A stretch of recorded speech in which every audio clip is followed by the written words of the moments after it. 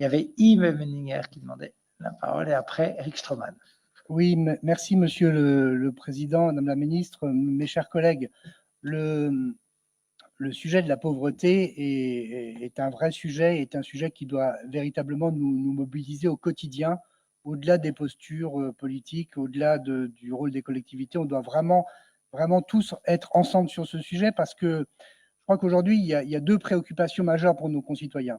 Il y a évidemment la préoccupation du sanitaire et de la crise de la Covid, bien sûr, mais il y a la deuxième préoccupation, c'est véritablement celle-là, la politique sociale que nous devons mener les uns et les autres. On voit bien, il y a une explosion de la pauvreté, malheureusement, et on le voit au travers des chiffres du RSA, mais pas uniquement, on le voit dans toutes les couches de la population. Les jeunes, bien sûr, qui sont particulièrement touchés, qui sont particulièrement exposés, mais pas uniquement.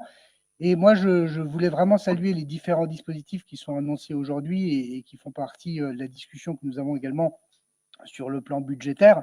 Je crois que la collectivité européenne d'Alsace a bien pris en considération ces notions.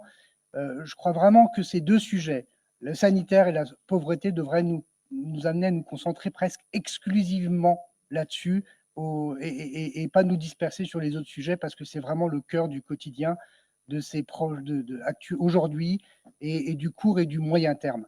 Alors j'entends bien la proposition qui est faite sur le RSA. Je ne pense pas que ce soit une bonne idée. C'est pas une bonne idée ni pour la collectivité, ni pour les jeunes eux-mêmes.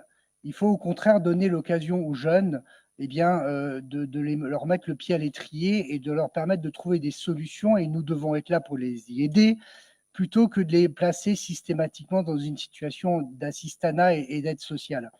Avec des collègues à l'Assemblée, et d'ailleurs Philippe Meyer était également là, nous avons réfléchi ces dernières semaines sur un plan pauvreté, et nous avons fait un certain nombre de propositions. Et plutôt que d'élargir le RSA comme vous souhaitez comme vous l'exprimez aujourd'hui, moi je préférerais qu'on a fait une proposition concrète qui est de créer 300 000 jobs pour la nation sur un an, puisqu'on est vraiment dans une situation aujourd'hui d'urgence. Et à destination des collectivités, à destination des associations, le coût il est d'1,8 milliard qui pourrait parfaitement être financé par le plan de relance actuellement mis en œuvre. Et ça permettrait aux jeunes d'acquérir une expérience, d'avoir un rôle dans la société, de travailler, soit auprès d'associations, soit auprès de collectivités, soit auprès d'administrations, et de ça, pas simplement être livrés à eux-mêmes. C'est un premier point.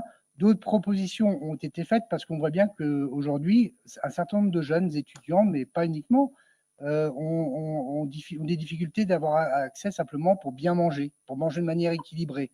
Là encore, il y a des dispositifs qui existent, qu'il faut sans doute renforcer, notamment par le biais de tickets restaurants pour les jeunes qui sont en alternance, par exemple, à 1 euro, et qui viendraient vraiment compléter. Mais je crois surtout qu'il ne faut pas donner le signal de laisser les jeunes livrés à eux-mêmes et uniquement dans l'assistanat. Il faut leur donner l'occasion d'avoir accès à la vie sociale par le biais du travail.